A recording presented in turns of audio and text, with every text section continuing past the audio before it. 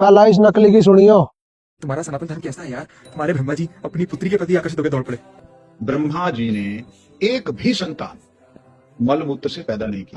वो परमात्मा रस, उनका जो रस है उसको धारण किए हुए रसवती सरस्वती, उनको धारण किए हुए भगवान के उस दिव्य प्रेम को धारण किए हुए जो विज्ञान को उन्होंने बोला 4 वेदों के रूप में, वो है सरस्वती।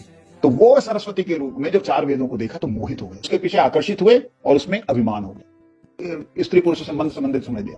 ये दुर्भाग्य। ये अन्य लोगों की तरह नहीं है कि अपनी बेटी के साथ में शादी कर रहा है, अपनी बहन के साथ। सरस्वती से आज तक कोई संतान पैदा हुई बताओ? तो इसकी बात का जवाब देते हैं कि वो वेद थे, वो भगवान का ज्ञान था, वो स्त्री थी।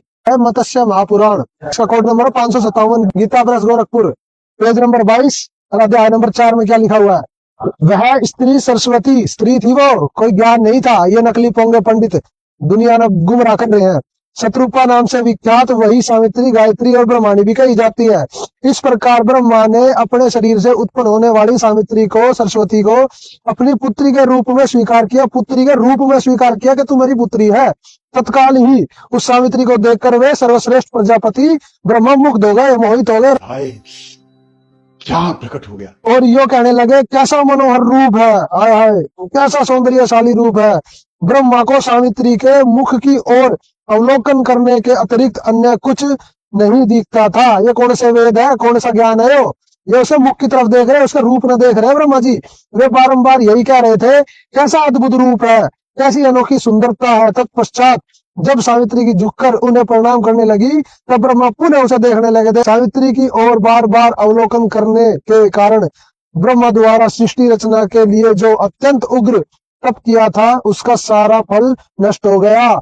आगे लिखा है, ब्रह्मा ने प्रणाम करने के लिए चरणों में पड़ी हुई उस आनंदिता शत्रुपा यानी कि सरस्वती का पाणी ग्रहण किया, यानी कि शादी करके पति पत्नी संबंध बनाया। तदंतर अधिक समय व्यतीत होने के उपरांत शत्रुपा के गर्भ से पति पत्नी संबंध बना लिया बाप और बेटी ने।